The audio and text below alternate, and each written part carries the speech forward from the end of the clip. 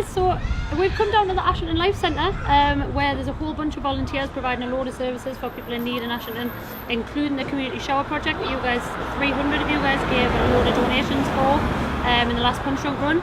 So we've just come down to figure out and see what these guys are doing. There's so much more than the community shower project, so we wanted to see what it's all about. So we'll hand over to Cass, who's going to take us round and see what's going on. This is the first of the community showers. This one's ready to go pretty much. The shower's fully operational. It is being used at the moment by people who are either street sleepers or sofa surfers. At the minute we're busy redecorating just to make it look really nice for them. So the idea with this end of the showers is it's a public shower, so anyone who has a broken boiler, anyone who can't afford to put money in the meter for hot water or is sleeping rough can come down, get a shave, get their hair washed and get themselves cleaned up. But it's very discreet as well because the entrance to the corridor there isn't particularly obvious, so people can come in and get themselves cleaned up and go without anybody really knowing what it is that they've done. We don't really have any problem at the minute getting funding for things. So if somebody will fund us, for example, to put the shower in, what we really struggle with is core costs and overheads.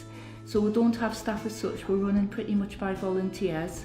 We'll have a couple of funded positions which are ring-fenced funding for a specific amount of time. But the rest is things like keeping the lighting on, keeping the heating on, keeping the water running and just being able to open the doors. So our community shop serves two purposes. It's accessible and affordable clothing and household goods for people who are on really tight budgets. It also doubles as a clothing bank and referral centre. So if people are in a really dire situation, I have a social worker that can refer them in, and we've got access to clothing and equipment to pull out for them. Quite often get people from social services, children's services ringing up if we've got a lady and some children maybe who's fleeing a domestic violence situation and they've just got what they're standing up in, so we can come down and we can, and put a package of clothing together for them to get them started. And we find that the public are really very generous. They've taken on board what we're trying to do. The people that we're supporting, and they're really great with the donations. So is this all donations? These are all donations. It's incredible. All donations. It's just a small amount of the donations. This is our little games room. But the kids come here and they're comfortable. They just want to sit and chat. They can just sit and chat. If they want to watch a video, they can watch a video. So there's plenty of activities for them to do, and the girls are really good. Diane and Jackie are our two part-funded youth workers. Right. So they got funding for part-time hours, specifically to work with the young people here.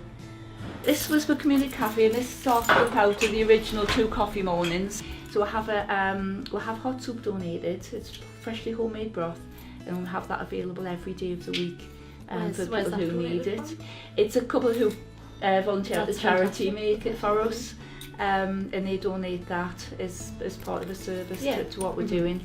But the teas and coffees are all free all day as well, so you don't have to be able to pay to come in and sit. And we find volunteers are really good. They'll donate cakes and biscuits and you name it.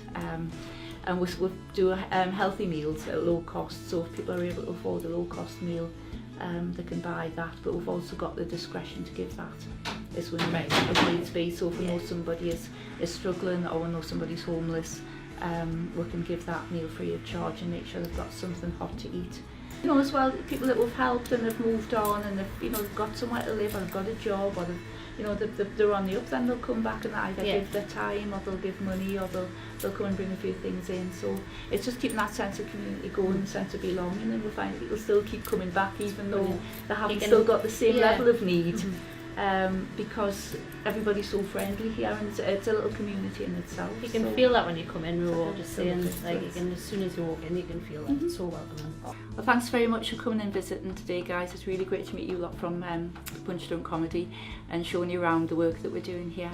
I'd just like to say thank you very much to all the people who have donated to the shower project. It's really appreciated, not only by ourselves but by the people that we're helping and supporting. And I hope that we'll be able to work closely with you in the future.